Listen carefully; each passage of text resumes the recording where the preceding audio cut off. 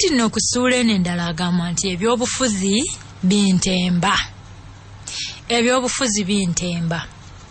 Emyaka nga gyenyodde n'abalongo nga bayingidde amatendekero aga waggulu n'ebyembaga yaffe ne Nnalongo byafuuka dda awo olwatuuka tujejjuukiriza kugirabirako mu bifaananyi n'entembebwa omuzimu gw'ebyobufuzi ng'abatuuze n'abasuubuzi b'omu kitundu bakaaba twawa nga ntulege kwe kunsaba neesimbewo okubakiikirira mu lukiiko lw'eggwanga olukulu. Nasooka n'embiziimuula nga buli wenzira banneetayirira mbu ng'omubaka eyaliwo mu kiseera ekyo bwe yali talina kyabakoledde mbu nga ne mu paalamenti tayogera wabula okusumaagiriramu obusumaagirizi nti bamulabako ne mu kuziika ne mu kwabya ennyimbe mbu ng'akavvula bifi era bo baali bamukooye. Munne nalwadda ne mbigamba Nnalongo wange naye kyataalaba lusozi ng'akiwagira kuba ekyandinnemesezza okwesoga ebyobufuzi zandibadde empapula ez'obuyigirize nali nzirina. Ekyokubiri obunjagala ensimbi bwali si kizibu kyaffe. Okwagalibwa mukisa era tegugulwa. Abantu batandikirawo okumpita wano na wali ku mikolo mingi egikulaakulanya ekitundu nga bwe banjajjatta nga bwe balindabira ddala ku lunaku luli olw'okulonda. Okwewandiisa nga kutuuse nawerekerwa ogubinja gw'abantu naye bannaffe mmwe abalina ku ssente temusobola kulabirira bitundu byammwe na kubiteekamukko na kukulaakulanya abantu olunga temulina kye mubasuubiramu. Naye oli olw'okwagala okwesimbawo n'atandika okuyegeekerezaawo obuntuntu atandise okuteekereza obutakataka mu binnyambu tumulabe. Bannange ebintu bw'oba olina ku ssente tukolere ku bintu. Bannaye ssente zino ssente Mukama azibawa obeere omukisa eri abalala. Katonda abawa ssente mutuyambe. Oba waakunnyamba tonsuubiramu kalulu. Munange okwewandiisa nga kutuuse nawerekerwa ogubinja gw'abantu era bangi akakiiko k'ebyokulonda ku disitulikiti kaabalemesa okutuuka okwewandiisiza. Olwatunula mu mpapula zange ez'obuyigirize n'ebisaanyizo ebigenderako nga mbirina tebaninaamu buzibu bampeerawo omwagaanya ogw'okuvuganya. Ekirungi saagendera ku kkaadi ya kibiina kya byabufuzi yonna ne neesimbawo ku bwannamunigina. Abawagizi bange baayisa ebivvulu okwetooloola obubuga bw'omu kitundu bwonna nga banneebagadde ng'embalaasi wammanga mmema nemmanyira ddala nti ensolo ku kizigo kweri. Abantu be bankubisiza ebifaananyi byonna ebyokunkolera emijoozi ku bwereere. Obudde bw'okuwenja obululu olwatuuka ne zidda okunywa nga nze mbali ku mimwa nga bwe ndi omununuzi waabwe. Munnange twesimbawo abantu wabandaba baali 3. Obudde bw'okuwenja obululu bwali bwa mwezi gumu. Mukama mulungi. Tekwali mufujjo lyonna wadde okumetta enziro okulumaŋŋana kubanga ebyobufuzi kazannyo. Twabuperereza kisajja kikulu ekkonde evvannyuma ligenda okukoŋŋontwa ng'akalulu nkamezi. Bannange bafudde babigere. Essanyu lyatta abalonzi kwolwo siikulimbe nti mu mabaala ne mu bidandali mwasigalamu omwenge baalya ne basindisa na bigere. Amakeewange omuddo gwa pasikalamu ogwo mu lujja baagulinnyiriranga ne gusogonyoka gy'oli nti kiraalo kya nte ekirimu ddode. Olunaku olw'okulayizibwa mu lukiiko olukulu olw'eggwanga terwalwa kutuuka. Abalonzi bange bamperekerako emmotoka n'amapikipiki. Tegaba nno mapikipiki, emmotoka ne pikipiki byasimba lwakasota okuva eno ne gye nnava. Bambi abantu bandaga okwagala nga babanyanyaagiza emirere, eŋŋombe zivuvuzera, ng'eno engalabi bwe zisesebbuka. Najjukira olunaku abaana ba kitango lwe baali bamaze emmere ssebo n'ennyunguka ezziga. Abantu kye bataamanya nga balowooza nti essanyu eryali lingi lye linkaabya so nno wa najjukiramu gye mpise baaba. Nganzaani.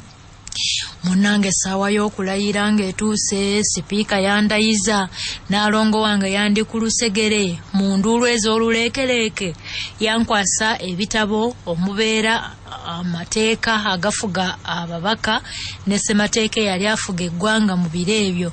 Yandagana oludda kwe nnina okutuula olutuulako abo bonna abeesimbawo ku bwannamunigina abatagira ku kkaadi za bibiina bya bufuzi. Okulayira nga kuwedde, abantu bange bantembeeta yogayoga mu maka gange gye nabagabulira ekijjulo makeke okwali ne Ssemadongo wa Firigo mu njogera ennyangu kwali kusula mu ngatto kwennyini baaba. Oluvannyuma lw'emyezi nga giijo mu ssanyu mwavaamu ate maziga. Omuganda yabiraba nti Ssekirembwe ekitaakule kizimba mu lumuli. Munnaffe yakwata ekyokusatu munnange yawagirwa gavumenti mu biro ebyo baasala olukujjukujju n'olukwesikwesi lw'obuwuwuttanyi ne balaalasa pokopoko ng'obululu bw'ennabubba n'amannya newandiisa ku kakonge k'akalulu nti tegaawukana na gali agali mu mpapula z'obuyigirize bwange. Munnange kwe kuddukirawo mu mbuga z'amateeka okusazaamu mbu obuwagizi bwange ssebo.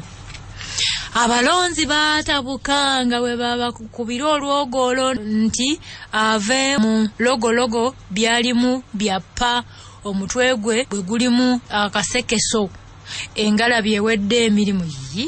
Baaba ovuma waati mulekeranga Mukama. Namweddiramu kimu amala byamu bulago kale zabike. Ekkooti esooka omusango naguwangula ng'obuwanguzi bwe bwali obwangu bwoya.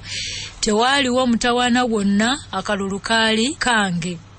Omusajja n'abanene mu gavumenti baajulira mu kkooti ejulirwamu nga balabye mbasuuza kositiikiwense gye baali basibirako olukoba nti yaabwe kyesaamanya nti gye baddukira agikulira muwagizi wa gavumenti kyataamanya ng'alina n'oluganda ku muwangule nga mwana wa mujja na nnyina ewa kojjaawe. Wulira oluganda olwo maama lunyuma.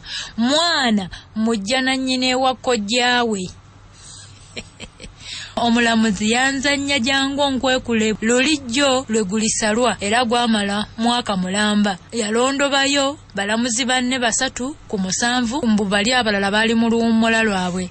Sempotwe Ssebo n'agusala mu malye g'omusu nga yeeyambisa ekitiibwa kye eky'obumyuka bwa Ssaabalamuzi n'agunsaliranga bwe nakyanga obululu okwali kutalabwangako mbu mu ggwanga muno mbu obululu nabukyanga, era amannya bwe gatakwatagana nagali ku mpapula z'obuyigirize mbu ziraga kulazi kulabe gwala mubisi birungi tantali. Songa mu kakiiko k'ebyokulonda kaagakontanya ku kakonge k'akalulu nga kuliko birungi tantali kulazi kulabe eryagwala mubisi balyerabira bali ab'akakiiko. Munnange obuwanguzi bw'abantu be nnali nkiikirira yabunsuuza n'endagirwa okumuliyira obwaliri bw'ensimbi. Eyagusala n'alagira omuwaabi eyakoobera mu kyokusatu n'afuna obululu obutono obuswazi obutono buti mbu yabaddamu okukiikirira abantu mu lukiiko lw'eggwanga ab'omu kitundu ekyo. Yakiwunzika alangiridde akalulu obutaddibwamu nvuunula bibya mulundi gwa 2 nti okwo kuba kwonoona nsimbi za muwi wa musolo.